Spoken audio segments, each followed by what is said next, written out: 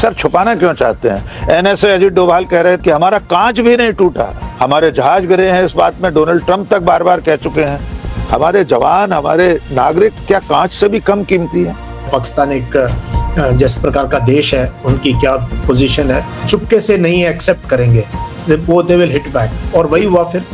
उनको कोई लड़ाई का आइडिया नहीं था, वो कोई लड़ाई का हिस्सा नहीं थी, ना वो ऑपरेशंस ब्रांच की थी। वो पढ़ी हुई स्क्रिप्ट को पढ़ना, बहुत सी चीजें इसमें एयरक्राफ्ट्स का ट्रंप ने जिक्र किया है, सीडीएस ने माना है, और वो एक दो जगह और इस तरीके से इनएडवर्टेंटली लोगों ने वो है। साउथ एशिया में 71 की लड़ाई के बाद इतना बड़ा एयर वॉर चला है, जिसमें 120 से 140 एयरक्राफ्ट दोनों देशों के हवा में थे, और फिर नए सिस्टम्स के साथ। बिल्कुल। बट हमारे देश में इसके ऊपर अभी भी कोई क्लैरिटी है नहीं, और छुपा लिया, बताना बड़ा मुश्किल, क्योंकि टाइम इतना निकल गया। बिल्कुल से आप बताएंगे तो दिक्कत है। सवाल अगर आप उठाओ तो आपको फिर एक पूरा का पूरा तबका आपके ऊपर हमला बोल देता है कि आप तो एंटी नेशनल। पहलगाम हमले के बाद मैं खुद कश्मीर में था, बस चंद दिनों में पहुंच गया था, आवाजें आ रही थी, और जब वहां से हम रवाना हुए तो हमारा एक जहाज जिस रास्ते पर गिरा हुआ था काफी दूर था वहां से, वो सारी तस्वीरें हमारे पास आ रही थी, लेकिन हम छुपाते रहे। ना कोई मीटिंग हुई, ना कोई गिड़गिड़ाया, ना कोई रिटर्न में कुछ आया, ना कुछ ये आया जी ये अंडरस्टैंडिंग, आगे से हम कान पकड़ रहे, अब नहीं करेंगे। सही बात। और 5:30 बजे हम मान गए, और 5:30 बजे तब तक ट्रंप का ट्वीट आ गया, और इतना ज्यादा इकोनॉमी बैठ जाएगी। बिल्कुल देश की ऐसी हालत है कि अभी हम किसी लड़ाई में चढ़ जाएं, पीओके चाहिए, किस लिए चाहिए मुझे समझ नहीं आ रहा। कारगिल में हमने अपनी जमीन उल्टी ली है, लोगों को बता दो बार बार भी, हमने अपनी ली, किसी की नहीं ली, कोई गांव नहीं है पाकिस्तान। उसमें हमने 500 से ऊपर सैनिक हुए, 1500 से 2000 जख्मी हुए। मैं बताना चाहता हूँ, जिनको बहुत जिंगोइस्टिक है ना, रेटोरिक है, खून चाहिए, ये चाहिए, और पता नहीं कहाँ से ये, उनको बता दूं कि पहाड़ जवानों को खा जाते हैं। बोलते बहुत हैं, जमीन पे करना बहुत मुश्किल चीज है। Pakistan is not a run of military. ये पता नहीं लोग क्यों नहीं समझते हैं। पाकिस्तान एक अच्छी खासी मिलिट्री पावर है, उनकी एयरफोर्स, उनकी नेवी, उनकी आर्मी। एज अ प्रोफेशनल, मैं पॉलिटिशियन नहीं हूं कि भाई it is a military power. तो ये पीओके का अगर ये पॉलिटिशियंस राग ना आलापते तो अच्छा है, कि आज हम आंख नहीं मीच सकते, ना चाइना से आंख मीच सकते, और पाकिस्तान का भी आप कद देखिए ना अभी क्या हुआ। राकेश जी, जिस आसिम मुनीर को फरार होना दिखा रहे थे हमारे गोदी मीडिया के चैनल, 2-3 दिन से फिर वायरल हो रहा है वो वीडियो, शर्म आती है। ये लोग तो काला धब्बा है भारत की पत्रकारिता पर। वो व्हाइट हाउस में हलाल लंच खा रहा है आसिम मुनीर। चाइना वर्ल्ड की दूसरी सबसे बड़ी शक्ति है, वो पाकिस्तान के साथ थी लड़ाई में और आज भी है।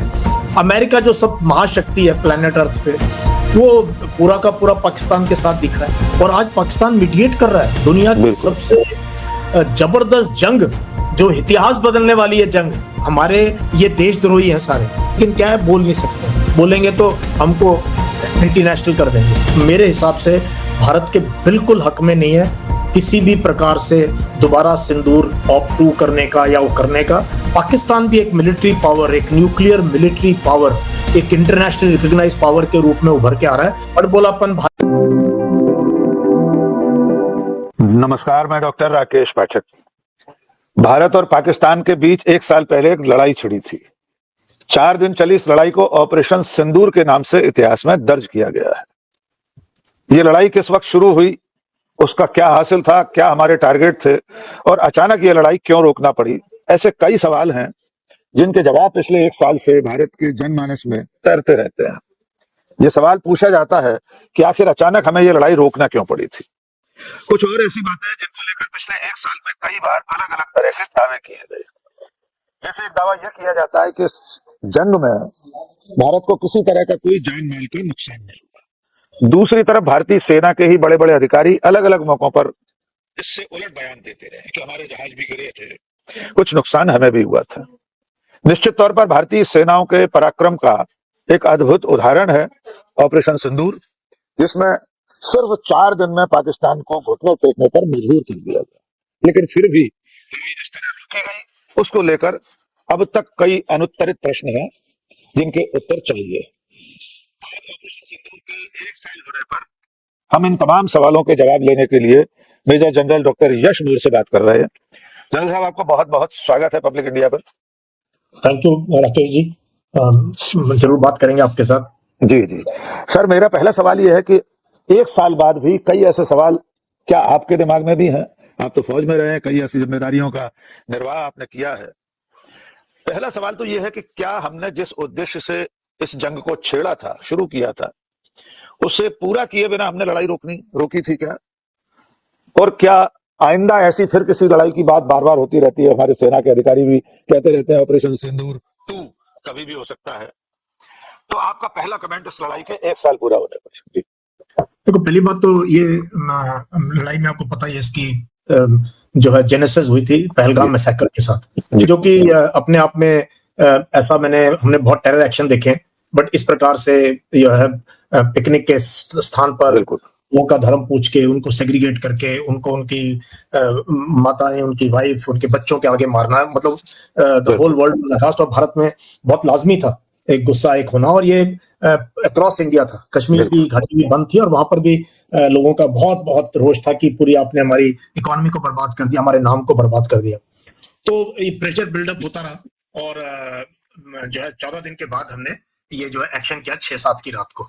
तो शुरू का एक्शन बहुत जबरदस्त था, हमने पाकिस्तान के टेरर ठिकानों को हिट किया और एक नया पैराडाइम सेट किया, एक नई लैंग्वेज सेट की, एक नई ग्रामर सेट करी कि अब हम जो है सिर्फ पाकिस्तान ऑक्यूपाइड कश्मीर, जिसको कि हम डिस्प्यूटेड एरिया मानते हैं, सब वहीं पर अटैक नहीं करेंगे, पाकिस्तान के किसी भी हिस्से को अटैक कर सकते हैं। तो वो जो 6-7 की रात मध्य रात्रि के बाद जो टेरर कैंप्स को हिट किया हमने, पंजाब में हिट किया, बाकी जगह हिट किया, ये अपने आप में एक अद्भुत था और एक नई दिशा दे दी काउंटर टेरर ऑपरेशंस के लिए और भारत की जो रेड लाइंस है उसके लिए। तो ये यहाँ तक पूरा देश बिल्कुल साथ था। और उसके बाद जिस तरीके से हमने जो है पूरी दुनिया के आगे इस चीज को रखा कि India defends the right, has the right to defend itself. और कुछ लोगों ने, बहुत से देशों ने इसको एक्सेप्ट भी किया कि यस, इंडिया पे अटैक हुआ है, India has the right to defend itself and उसमें वो प्रोएक्टिवली एंगेज कर सकता है टेरर कैंप्स को। लेकिन जब हमने हिट किया पाकिस्तान को, हमने ये बोला कि भाई हम एस्केलेशन नहीं चाहते हैं, हम लड़ाई नहीं चाहते हैं, हम सिर्फ आपके जो टेरर इंफ्रास्ट्रक्चर है जहां से ये मुजाहिद उसको अटैक करेंगे।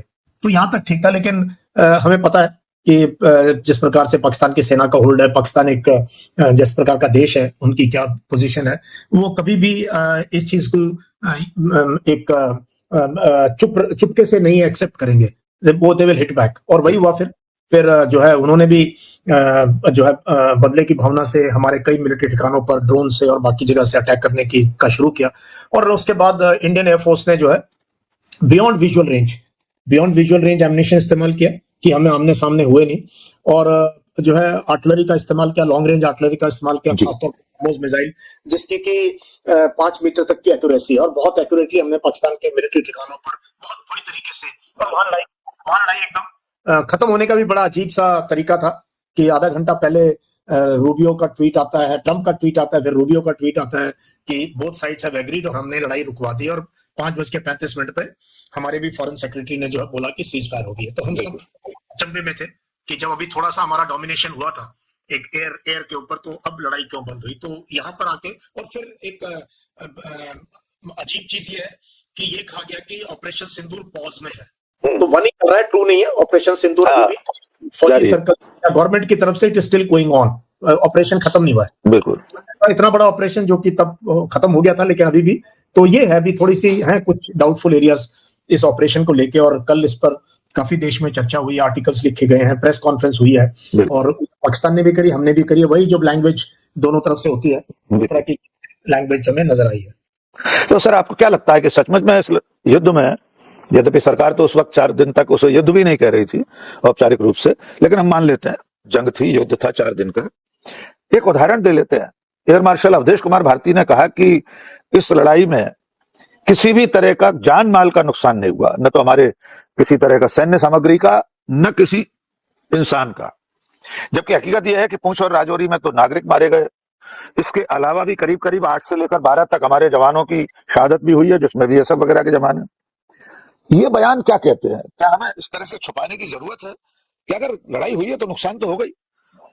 जबकि सीडीएस ने वहां ब्लूमबर्ग के साथ इंटरव्यू में स्वीकार किया हमें नुकसान हुआ था, शुरुआत में हमें नुकसान, इनएडवर्टेंटली स्वीकार किया है। और जब एक चीज छुपाना चाहते हैं तो उसके बाद क्या उस पर क्वेश्चन मार्क लग जाता है। बिल्कुल। और आप कारगिल की लड़ाई देखो और हमने एक एक कैजुअलिटी, एक एक, कोई भी इंसान ऐसा नहीं रहा जहां हमने कारगिल में उसका नाम, उसका पता, उसकी बिल्कुल। यूनिट और उसको जो है एक बहुत मान सम्मान के साथ देश के हर कोने में बिल्कुल। और उसको रिकॉग्निशन मिला। इनफैक्ट ये मैं आपको बताऊं कि देश के इतिहास में पहली बार ऐसा था कि पूरे देश को ये हमने टेलीवाइज किया, हमने बताया कि ये देखो ये लोग हैं, और उस पे फिर बहुत देश में एक भावना, एकता की भावना भी, जुड़ी, क्योंकि सबको बहुत बुरा लगा उसमें। बिल्कुल। बट इसके अंदर अभी भी एक भी कैजुअलिटी का मतलब कोई जो वीरगति को कोई प्राप्त हो, किल्ड इन एक्शन का कोई आंकड़ा नहीं है हमारे पास, और इक्विपमेंट लॉस का भी कोई आंकड़ा नहीं है।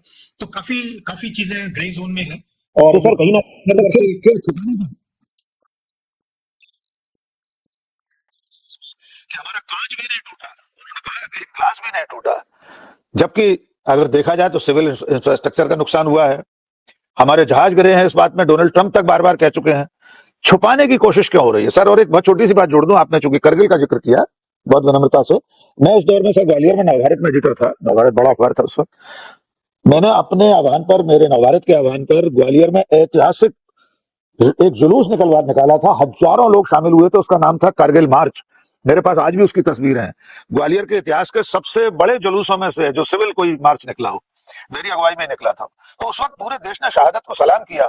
आज हम किसी को सलाम ही नहीं कर पा रहे हैं कि 4 दिन की लड़ाई में, ऑपरेशन सिंदूर में किन किन की शहादत हुई है। तो मैं फिर दोहरा रहा हूं सर, इतना छुपाने की कोशिश क्यों? कहने से कह रहे हैं कांच भी नहीं टूटा। हमारे जवान, हमारे नागरिक क्या कांच से भी कम कीमती है? हाँ, पहले तो देखो, हमने नागरिकों की भी, ये भी मैं कहूंगा कि एक वो भी डिफेंडर ही है देश के, बिल्कुल। सिपाही वर्दी में है, उसको अलग उसका मान सम्मान भी होता है जब वीरगति को प्राप्त होता है। बट नागरिक, वो भी मेरे को लगता है उतना इंपॉर्टेंट है। तो पुंछ के अंदर 2 तो ट्विन बच्चे थे, मतलब भाई बहन, उनकी मौत हुई। पुलवामा में 2 स्कूलों पर हमला हुआ, एक मदरसे पे हमला हुआ यहाँ पर पुंछ में, और मैंने पुंछ में 3 साल नौकरी करी है। गुरुद्वारे पे भी हुआ सर, गुरुद्वारे पर भी एक दूसरे के साथ जो है फायरिंग करते रहे, लेकिन सिविलियन एरियाज में कभी भी आर्टिलरी की बमबारी नहीं हुई है। तो इस बार उन्होंने वहां पर वो भी किया था। और यहाँ पूरा जम्मू के एरिया में तो पूरी नाइट स्काई के ऊपर ड्रोन्स और एंटी एयरक्राफ्ट सिस्टम्स की वो बिल्कुल दिवाली सी थी। तो ये मुझे इसके पीछे समझ नहीं आ रहा, क्योंकि ऑप्टिक्स में ठीक है, कुछ ऑप्टिक्स भी होने चाहिए, थोड़ा परसेप्शन बैटल भी होता है, इन्फॉर्मेशन वॉरफेयर भी होता है, मिस इन्फॉर्मेशन भी होती है। लड़ाई के ये बिल्कुल जायज तरीके हैं दुश्मन को कंफ्यूज करने के लिए, अपनी पॉपुलेशन को कुछ मतलब मोरल अप कर रखने के लिए वो। लेकिन कैजुअलिटीज, एक भी कैजुअलिटी नहीं है। ये थोड़ा सा अचंभे की बात है। फिर बीच में कहीं एक बार एयर चीफ किसी के घर में गए और उनको सम्मान करने गए कि ये, फिर लोगों ने सवाल पूछे कि फिर इनकी अगर मतलब लड़ाई के अंदर ये शहीद हुए तो फिर कहां पर और कैसे? तो ये थोड़ा सा, इसीलिए कहीं ना कहीं नैरेटिव की लड़ाई हम जो है उसमें, अब मुझे रीजन नहीं पता क्या है। इनफैक्ट शुरू में भी अगर आप देखो, वो पहला ऑप्टिक्स बहुत अच्छा था, बिल्कुल, जिसमें कर्नल सोफिया कुरैशी और विंग कमांडर व्योमिता, 2 लेडी ऑफिसर, बीच में फॉरेन सेक्रेटरी सिविल क्लोथ में गवर्नमेंट को रिप्रेजेंट करते हैं, फॉरेन पॉलिसी को, और 2 मिलिट्री ऑफिसर्स, वो भी महिलाएं, वो भी सिंदूर ऑपरेशन का, वो सारा इमोशनल ये वो ठीक था। बट उनको कोई लड़ाई का आइडिया नहीं था, वो कोई लड़ाई का हिस्सा नहीं थी ना, वो ऑपरेशंस ब्रांच की थी। वो पढ़ी हुई स्क्रिप्ट को पढ़ना एक दिन ठीक था, उसके बाद we should have brought experts.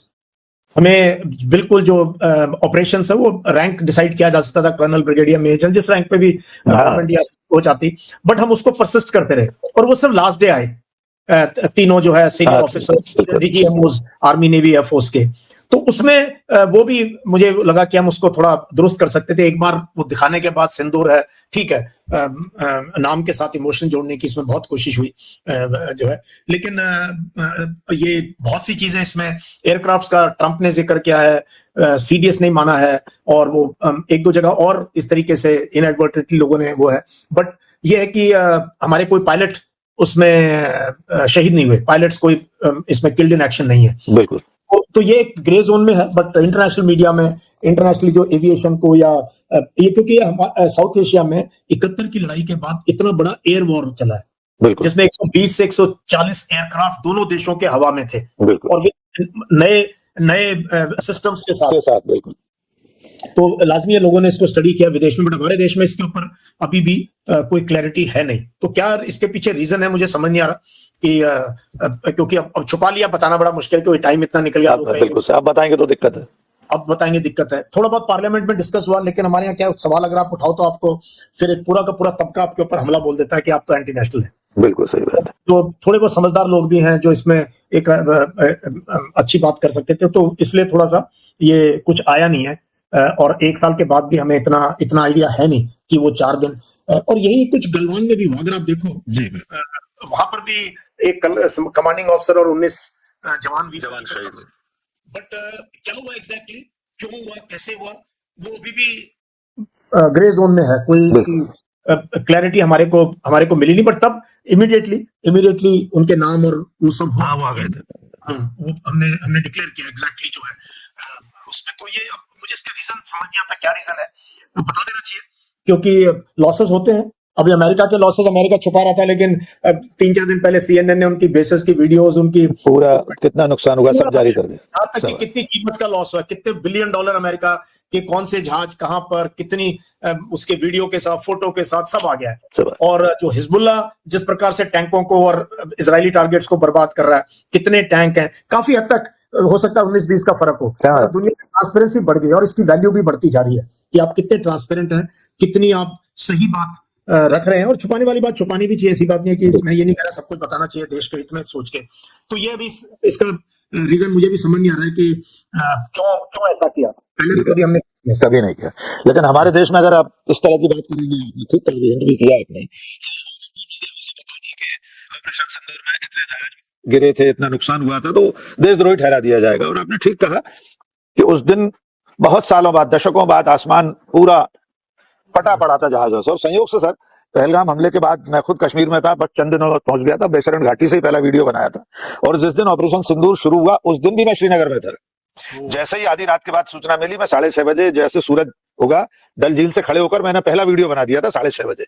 और उस वक्त वाकई में लड़ाई शुरू ही हुई थी और ऊपर से आवाजें आ रही थी। और जब वहां से हम रवाना हुए तो हमारा एक जहाज जिस रास्ते पर गिरा हुआ था, काफी दूर था, वहां से 20-25 किलोमीटर दूर, वो सारी तस्वीरें हमारे पास आ रही थी। लेकिन हम छुपाते रहे, हम सेना के साथ हैं, लेकिन इसमें सर पॉलिटिकल लीडरशिप की तरफ चलते हैं। क्या इस जंग में हमारी जो राष्ट्रीय नीति है, विदेश नीति, रक्षा नीति, जो पॉलिटिकल लीडरशिप है, जो राजनीतिक इच्छा शक्ति है, वो सीज फायर के ऐलान के साथ ही कहीं ना कहीं कमजोर पड़ी है। डोनाल्ड ट्रंप ने जिस तरह अपनी तरफ से एक तरफा ऐलान किया और हमें उसे मानना पड़ा, और उसके बाद 100 बार डोनाल्ड ट्रंप सीज फायर का श्रेय ले चुके हैं। प्रधानमंत्री ने आज तक उसका खंडन नहीं किया। लीडर ऑफ अपोजिशन ने संसद में कहा कि यहां खड़े होकर कह दीजिए ट्रंप का नाम लेकर सीज फायर उनके कहने से नहीं हुआ। प्रधानमंत्री ने नाम नहीं लिया। तो ये जो राजनीतिक नेतृत्व पर सवाल है, हम सेना को अलग रख रहे हैं। सेना के लिए सैल्यूट है, बिल्कुल एड़ी हम मिलाकर उन्हें सलाम कर रहे हैं उनके पराक्रम को। आप तो फौजी हैं और मैं भी, चूंकि सैन्य विज्ञान की मैंने पढ़ाई की है, मिलिट्री साइंस में डॉक्टरेट हूं, तो हम क्या, कोई भी हिंदुस्तानी अपनी सेना के साथ। लेकिन पॉलिटिकल लीडरशिप से तो सवाल होगा ही। आपको क्या लगता है सर? हाँ देखो, आप देखिए कि हर तरफ जहां पर भी जंग चल रही है वहां पर पॉलिटिकल लीडरशिप पे जबरदस्त प्रेशर। वो आप यूक्रेन रशिया का देख लो, ईरान, इधर इजराइल देख लो, अमेरिका की जिस प्रकार से ट्रंप की और रूबियो की और हेक्सत की, इन लोगों की जिस प्रकार से हेयरिंग हो रही है, इनको मीडिया कैसे इनको तार इनकी पॉलिसीज कर रहा है, इनको कटघरे में खड़ा करता है। ये जरूरी है कि पॉलिटिकल लीडरशिप के ऊपर सवाल होना चाहिए। इसमें मुझे 2-3 चीजें नजर आई राकेश जी, जो मुझे थोड़ी डिफरेंट थी एक फौजी के तौर पे, कि वो कई दिन से वो बिल्डअप होता रहा कि वो सारे लोग प्राइम मिनिस्टर से मिल रहे हैं। म्यूटेड वीडियोस थी जिसमें वो कुछ बात कर रहे हैं। हर बार प्राइम मिनिस्टर ऑफिस या प्राइम मिनिस्टर हाउस का था, और कि भाई, और उनकी इमेज थी, उनकी थी। थोड़ा साथ में रक्षा मंत्री NSA बैठे हैं, सर्विस चीफ है, CDS बैठे हुए हैं, फिर वो CCS की मीटिंग चल रही है। वो सब चीजें टाइम से मीडिया में आ रही थी। लेकिन जब लड़ाई शुरू हो गई उसके बाद भी मुझे इसका कोई वो समझ नहीं आया। प्राइम मिनिस्टर को जाना चाहिए या तो एयरफोर्स हेडक्वार्टर के ऑपरेशंस रूम में या आर्मी हेडक्वार्टर के ऑपरेशंस रूम में, जहां मैप्स लगे हैं, जहां कोई ब्रीफिंग कर रहा है, चाहे वो दिखाने के लिए ही हो। अटल बिहारी वाजपेयी जी की मैं बहुत सारी तस्वीरें में देखी, जो आते थे एक्चुअली में, जो ब्रीफिंग कारगिल में चलती थी वो आर्मी के ऑपरेशंस रूम में, DGMO के, वो जो सैंड मॉडल बने रहते हैं सर। या आजकल क्या है, आजकल तो मैं अपने पढ़ाई के दिनों को याद कर रहा हूँ कि हम लोगों ने सैंड मॉडल पर पढ़ाई की है जी। हाँ, डिजिटल वॉल्स हैं, फीड आ रही है, सब कुछ है। कमांडर से वहां बैठे हुए किसी कोर कमांडर, आर्मी कमांडर से पूछ सकते हो, वो वहां से। अब तो टेक्नोलॉजी अलग लेवल पे बिल्कुल। तो पूरा का पूरा ये ऐसा लगा कि बस जो है प्राइम मिनिस्टर के आसपास उनकी इमेज, उनकी उसके आसपास ही ये पूरा नैरेटिव बिल्ड होता रहा कि वो कंट्रोल में है, वो ब्रीफ कर रहे हैं, उनको लोग बार बार उनके पास जा रहे हैं। बट कोई समझदार इनके पास कोई होता तो बोलता कि नहीं, आप एयरफोर्स हेडक्वार्टर जाइए, चलिए आप सही। हेडक्वार्टर जाइए, पूरे लोग वहां बैठ के, वो भी जैसे आप को नजर आएंगे यूएस के या किसी के कि जी वो कोई रेड हो रही है, ओबामा की भी हो रही है, तो वो बराबर ओबामा साइड वाली चेयर पे बैठे हैं और बिल्कुल। उनके वो बड़ी चेयर पे बैठे हुए हैं और सब देख रहे हैं ऊपर स्क्रीन हाँ, की तरफ, बिल्कुल। है ना। तो वो ओसामा ओसामा बिन लादेन वाला ऑपरेशन हाँ, देख ही रहे थे वहां व्हाइट हाउस में बैठकर। हाँ हाँ, और भी कई जगह और और भी भी कई ऐसी ऑपरेशंस की हमारे यहाँ ना बहुत ज्यादा ये हायरार्की और ये जी ये है। और मतलब वो थोड़ा मुझे एज अ प्रोफेशनल मिलिट्री वो पॉलिटिकल लीडरशिप को बहुत ज्यादा आगे आगे करने का थोड़ा सा हम इसको डाउन प्ले कर सकते थे, फिर हमारे पास लीवर रहता था कुछ नैरेटिव बिल्ड करने का। आए सीज फायर पे तो हमें भी बड़ा चंबा हुआ, ये सीज फायर हुई कैसे और क्यों हुई। क्योंकि अगर अभी हमने ले लिया था, मॉरल हाई ग्राउंड भी था हमारा, दुनिया को भी हम बता सकते, देखो हम पे अटैक हुआ, भी हमने रिटेलिएट किया और हमने असली में हमारी एयरफोर्स ने बहुत बुरी तरीके से पाकिस्तान के एयर बेसेस को, रडार सिस्टम्स को बहुत क्षति हुई, तबाह कर दिया था बहुत बुरी तरीके से। तो अब हमने इसको नेक्स्ट लेवल पे क्यों नहीं लेके गए, नेक्स्ट लेवल पे, तो और डैमेज करने के लिए और वॉर को प्रोसिक्यूट करने के लिए कुछ दिन और चलते तो पाकिस्तान को हम जो है उसको एक किसी ना किसी चीज पे हाँ तो करते। ना कोई मीटिंग हुई, ना कोई गिड़गिड़ाया, ना कोई रिटर्न में कुछ आया, ना कुछ ये आया जी ये अंडरस्टैंडिंग आगे से हम कान पकड़ रहे अब नहीं करेंगे, नहीं करेंगे, सही बात। ऐसा कुछ भी नहीं आया। ये सिर्फ आधे घंटे में कि 3:30 बजे पहला कॉल आया और 5:30 बजे हम मान गए और 5:30 बजे तब तक ट्रंप का ट्वीट आ गया। तो इसके पीछे भी हमें भी ये लगा कि बड़े दिनों बाद मौका मिला पाकिस्तान को सीधा करने का, और ये फिर क्यों हमने बट अब देखो पीछे मुड़ के इन चीजों को अगर हटा भी दें तो आई थिंक ये एक सेंसिबल चीज थी कि 4 दिन में लड़ाई खत्म हो गई पूरा एक देश के लिए। बिल्कुल, हाँ, बिल्कुल सही बात। ज्यादा लंबी चलती तो नुकसान ही था। आप देख लो यहाँ पे क्या ईरान में 40 क्या हो दिन रहा है? लड़ाई के बाद क्या हालत है, यूक्रेन 4 साल से, गाजा, क्योंकि इतनी डिस्ट्रक्शन होती है, बिल्कुल सही, इतना ज्यादा इकोनॉमी बैठ जाएगी बिल्कुल। बिल्कुल सही। इसलिए हम वॉर मॉन्गर नहीं है ना, हमें बिल्कुल। वॉर, देश की ऐसी हालत है कि अभी हम किसी लड़ाई में चढ़ जाएं और लड़ाई एक बार ये चली जाती 4 दिन के बाद आगे फिर रुकनी मुश्किल थी, फिर मुश्किल। शायद नहीं रुकती। सर इसमें मैं एक सवाल जोड़ना चाह रहा हूँ। जैसे ही लड़ाई रुकी, सीज फायर हो गया, बहुत सारे ऐसे लोग, और इसमें हो सकता है सेना के लोग भी हों, मुझे नहीं मालूम आपका क्या विचार है उस बारे में, लोगों ने कहा ये मौका था, हम पाक अधिकृत कश्मीर भी ले लेते, हम और आगे बढ़ जाते, हमने कहीं जमीन पर तो सीमा पार ही नहीं की है, वो गोदी मीडिया बम्बू। नहीं, हमारे टैंक्स वगैरह हम कहीं एक्सेप्ट एयर डिफेंस बिल्कुल, एंड एयर एसेट्स, एविएशन के एसेट्स है, उसके अलावा हमने कहीं मोबिलाइज भी नहीं किया। बिल्कुल नहीं किया। ठीक है अपनी जगह, और हमारे कंटोनमेंट आपको पता है कहीं 100 कहीं 200 कहीं 300 किलोमीटर पीछे। बिल्कुल, अगर हमें लैंड पे जाना भी पड़ता तो अगर गो कहने के बाद भी हमें टाइम लगता। हाँ। तो मेरा सवाल सर ये था कि क्या ये कभी मुमकिन है, जिस तरह का रक्षा मंत्री कह देते हैं हम पाक अधिकृत में कश्मीर ले लेंगे, अमित शाह कहते हैं हम एक ना एक दिन पीओके पर कब्जा कर लेंगे, तिरंगा फहराएगा, संसद में खड़े होकर कहते हैं, ये सिर्फ एक पॉलिटिकल गिमिक है, ये बाजीगरी है, या सचमुच में भारत कभी इस तरह का कोई निर्णय लेने की स्थिति में होगा? क्या हम इतनी बड़ी कोई सैन्य कार्रवाई करेंगे, और क्या ये संभव है कि पाक अधिकृत कश्मीर पर भारत का तिरंगा फहराए? देखो राकेश जी, मैं इस पे क्वेश्चन कई बार आंसर दे चुका हूं अलग अलग प्लेटफॉर्म पे अलग अलग तरीके से। देखो अगर सिंपल एग्जांपल में, जिनको पीओके चाहिए किस लिए चाहिए मुझे समझ नहीं आ रहा। ठीक है, हम हमारा डिक्लेयर्ड वो है कि जेएंडके का वो हिस्सा है, लेकिन बहुत पहाड़ी और दुर्गम इलाका है। कारगिल में हमने अपनी जमीन उल्टी ली है, लोगों को बता दो बार बार भी, हमने अपनी ली, किसी की नहीं ली, कोई गांव नहीं है पाकिस्तान, अपनी ही जमीन वापस ली, जिसमें हम हमारी नजरअंदाजी से पाकिस्तान बैठा हुआ था उसके ऊपर। उसमें हमने 500 से ऊपर सैनिक हुए, 1500 से 2000 जख्मी हुए, 1.5 महीना लगा, और यूएस का प्रेशर, ये प्रेशर वो प्रेशर के बाद जाके जो है सीज फायर हुआ उसमें। एंड हमने विजय दिवस 26 जुलाई को, ठीक है, लड़ाई देख लो मई की 3-4-5 तारीख को शुरू हो गई थी, कहीं ना कहीं छोटे-मोटे, फिर फुल स्केल वॉर हो गया था। ये मैं बताना चाहता हूँ, जिनको बहुत सिंगोइस्टिक है ना, रेटोरिक है, खून चाहिए, ये चाहिए, और पता नहीं कहां से ये उन्माद है, उनको बता दूं कि पहाड़ जवानों को खा जाते हैं। माउंटेन्स ईट ट्रूप्स। बहुत बड़ी बात। बहुत, मैं सैनिक रहा हूं और मैंने पुंछ में भी काम किया, 3 साल मैं पुंछ में रहा हूं राकेश जी, और मैंने ये पीर पंजाल रेंज को मैंने पैदल सर्दियों में पार किया, अंडरस्टैंड करता हूं क्या है, क्या वो है, ऐसा यंग ऑफिसर मैंने देखा है। और तो कितनी कुर्बानियां देने के लिए हम तैयार हैं, और किस लिए ये सवाल पहला है। फिर ये पॉलिटिकल, ये आपको पता ही है राइट विंग का बहुत ये अखंड वो है, बोलते बहुत है, जमीन पे करना बहुत मुश्किल चीज है। तो पहले तो माउंटेन्स की और वो कॉन्फ़िगरेशन कर। अब दूसरी चीज मैं जो है आपको ये बता दूं कि Pakistan is not a run of military. ये पता नहीं लोग क्यों नहीं समझते हैं, पाकिस्तान एक अच्छी खासी मिलिट्री पावर है। न्यूक्लियर की बात तीसरी बार करूंगा, बिल्कुल सही, उस पर आएंगे सर, आएंगे।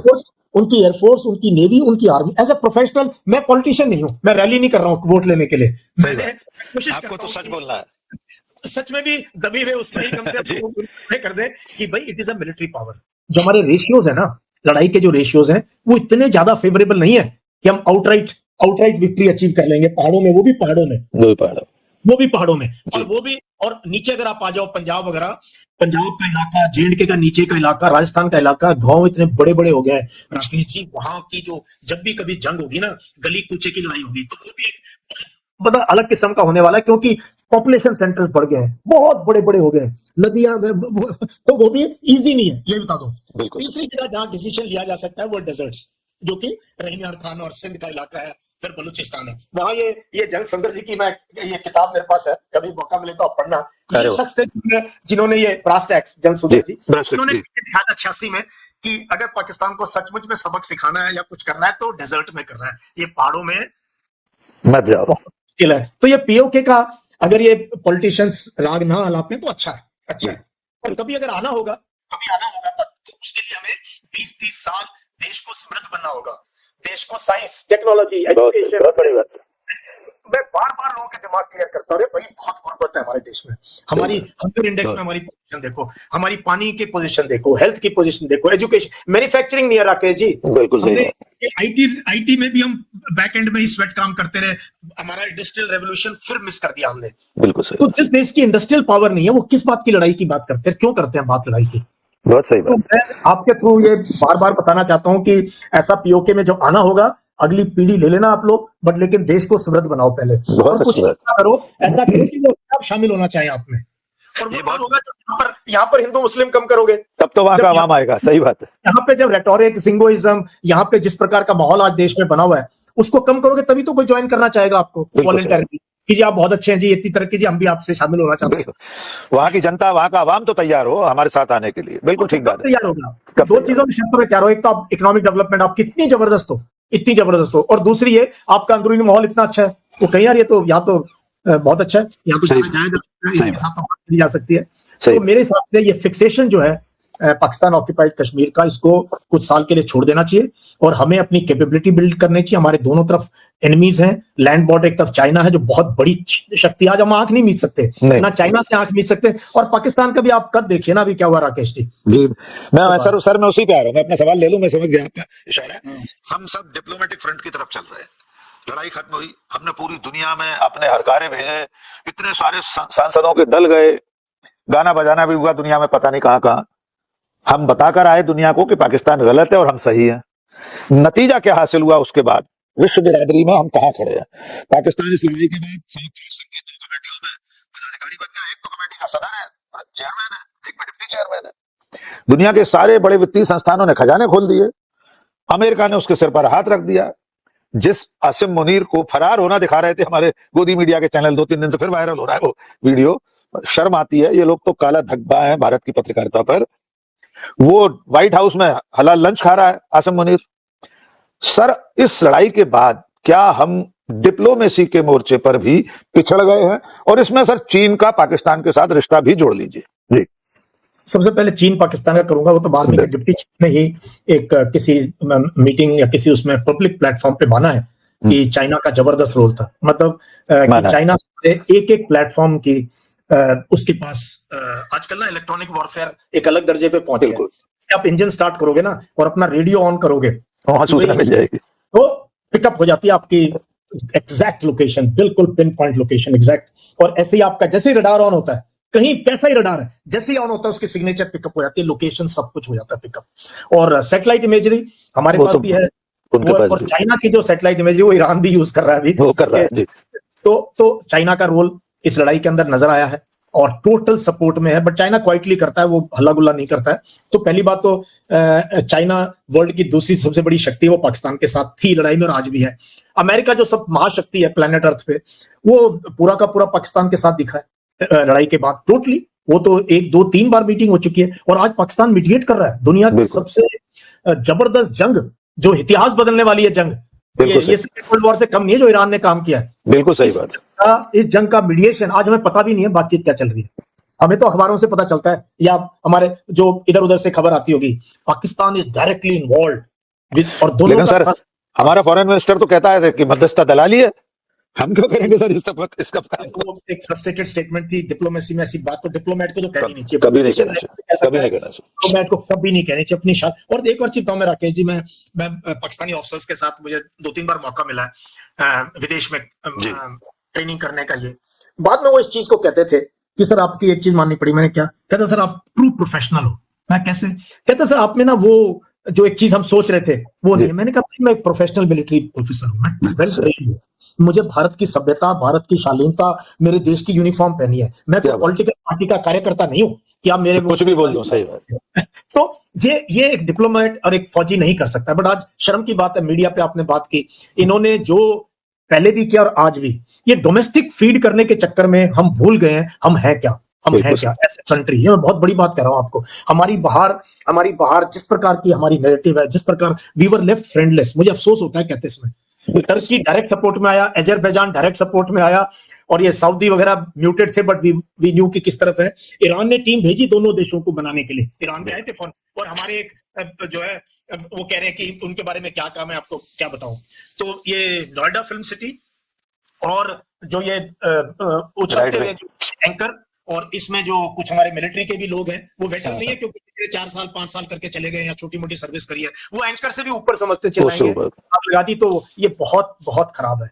और उसने वी लॉस्ट द नैरेटिव। हमारे ये देशद्रोही है सारे, हमारे देश की बेइज्जती कराई है, और हमारा जो पराक्रम है हमारी सेनाओं का उसके ऊपर। लेकिन क्या है, बोल नहीं सकते, बोलेंगे तो हमको एंटी नेशनल कर देंगे, ये मुश्किल है। बट मैंने बहुत जगह ये बात कही है कि ये सबसे बड़ा देशद्रोह है कि आपने इतना इस लड़ाई में क्या क्या बोल दिया इन लोगों ने, और किस प्रकार से क्या वो भाग गया है। हम रावलपिंडी में घुस गए हैं, इस्लामाबाद में तिरंगा फहरा रहा है, तो कराची में कब्जा हो गया है। किसको आग लगा दोगे? क्यों ऐसी बात कहो आप? क्यों बात कहो ऐसी? एज ए फौजी मैं यूनिफॉर्म में रॉबर्ट, क्या मैं चाहूंगा कि लाहौर की गलियों में आग लग जाए और वहां 1000 लोग मर जाएं? क्यों? या कराची में हो जाए इस्लाम? अरे ये मतलब ये किस चीज की, कौन सी मानसिकता है? ये इनसिक्योरिटी को दिखा रही है। क्या है हमारी मीडिया डोमेस्टिक ऑडियंस को, तो हमारे, मुझे क्या लग रहा है ना राकेश जी, पूरी चीज में सिंदूर में और उसके बाद हम डोमेस्टिक जो है वो उसको हमने जो है एक तरीके से उसको फीड करना है। मीडिया का ये काम हो गया। इंटरनेशनली इसको कैसे देखा जा रहा है, बुद्धिजीवी इसको कैसे देख रहे हैं, डिप्लोमेट्स कैसे देख रहे हैं, ये आपने ईरान की उसमें ही देख लिया। अगर शुरू में मेरे जैसे लोग ना स्टैंड लेते और बताते कि ईरान क्या है, तो हम यही सोचे। बिल्कुल सही बात है, आपकी वजह से पूरे देश को ईरान की असली तस्वीर देखने को मिली है। तो सर मेरा वो सवाल मेरा अधूरा रह गया कि अब हम इंटरनेशनल डिप्लोमेसी में, विश्व बिरादरी में, आपने कहा फ्रेंडलेस हो गए, हम अकेले से पड़ गए, आज हमारे साथ कोई नहीं है। तो इसके लिए जिम्मेदार कौन है सर? पॉलिटिकल लीडरशिप के बारे में कुछ कहेंगे आप? नहीं, मैं पॉलिटिकल लीडरशिप में लेसन लर्न कर लिए होंगे, सीखे। ये नहीं कहूंगा कि आज फ्रेंडलेस है, वो दौर, बट उसके बाद भारत को कोई इग्नोर नहीं कर सकता है। 150 करोड़ का देश है, हमारी जनसंख्या देखो, हमारा साइज, हम अगेन ये दौर निकल जाएगा। बट क्या हमने, हमारी फॉरेन मिनिस्ट्री ने, हमारी पॉलिटिकल लीडरशिप ने कोई सबक सीखा है?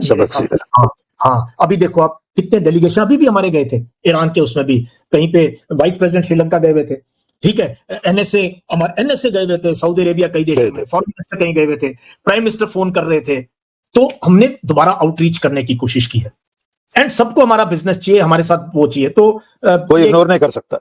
हाँ, ये दौर था। I think we have learned our lessons and we should move positive. Simple criticism करने से कोई फायदा नहीं है, but I hope we have learned our lessons कि हमने सीख लिया, दोबारा ऐसा नहीं करेंगे। और अब हम अजरबैजान से भी हम मीटिंग कर चुके हैं, हम टर्की से भी मीटिंग कर चुके हैं, हम चाइना से भी मीटिंग कर रहे हैं।